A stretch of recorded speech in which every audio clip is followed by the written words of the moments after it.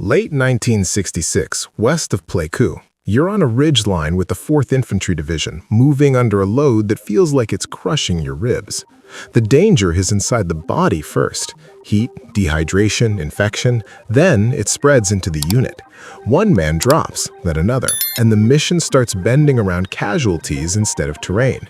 Army medical logs from that period repeatedly described disease and non-battle injury as a steady drain on combat power, even during major operations.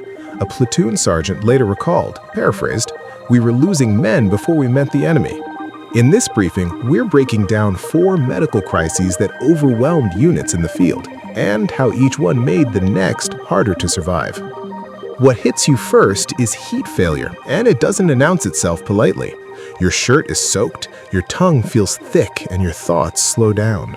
During 1966 to 1967 operations in the Central Highlands, units like the 1st Cavalry Division and 4th Infantry Division pushing long patrols, marches could run 6 to 8 hours with loads around 60 to 80 pounds.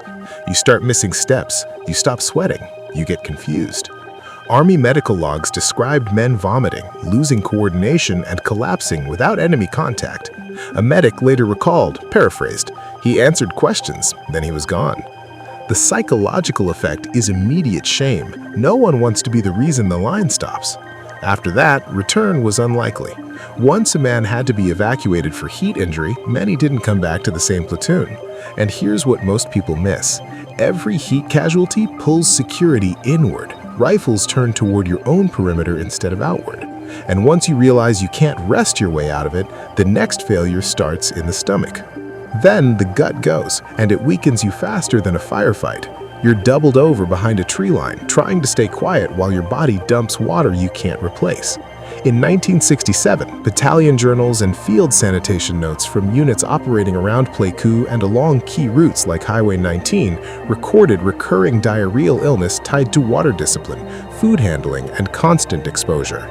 Men tried to keep moving anyway.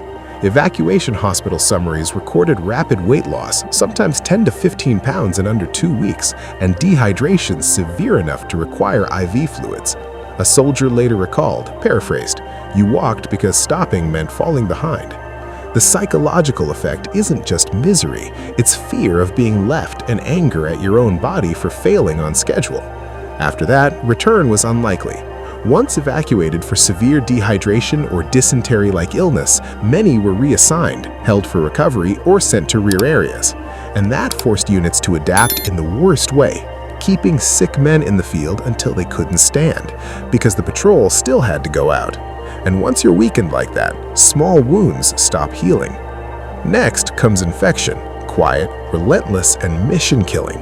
Your feet never dry, your socks stay wet for days. A blister turns to raw skin, then swelling, then heat up the leg. In early 1968, Marines operating in the I-Corps area, around places like Quezon and its surrounding hills, reported spikes in foot problems and skin infections during prolonged wet exposure.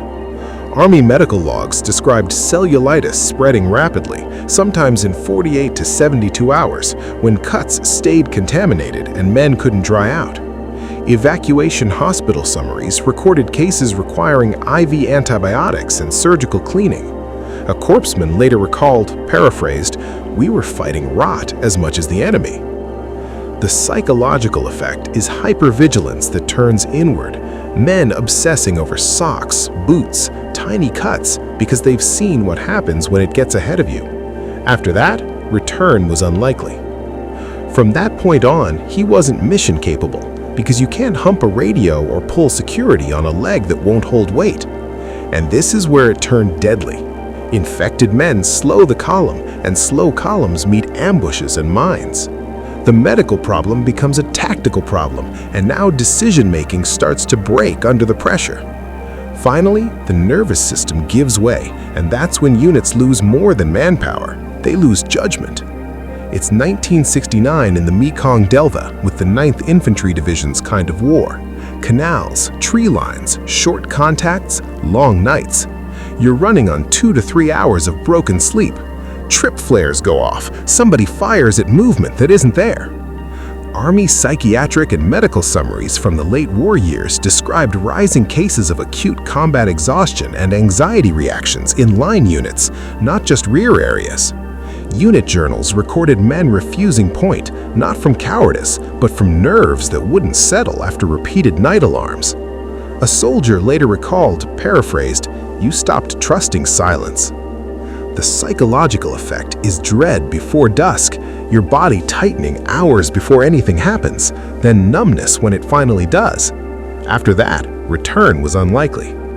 Once evacuated for breakdown symptoms, many were reassigned or sent home early, and those who stayed often operated with narrowed attention and slower reactions. What happened next surprised even experienced troops. This collapse wasn't caused by one battle. It was caused by medical stress stacked on top of combat until the brain couldn't filter danger anymore. By the time these crises piled up, you weren't just fighting the enemy. You were fighting an environment that attacked sleep, hydration, skin, and judgment every day you stayed out. After-action reports noted missions shortened, patrol patterns changed, and security postures tightened, not only because of contact, but because men were physically unraveling. Evacuation decisions became tactical decisions. Helicopters might be 20 minutes away in clear weather or not coming at all in rain and low cloud. And the men who carried the cost weren't only the ones who went out on a stretcher. It stayed with the platoon that kept moving, lighter by one rifle, one pair of hands, one voice on the radio. Long after the tour ended, many remembered the same thing. It wasn't one dramatic wound that wore you down. It was the steady medical grind that made survival feel uncertain day after day.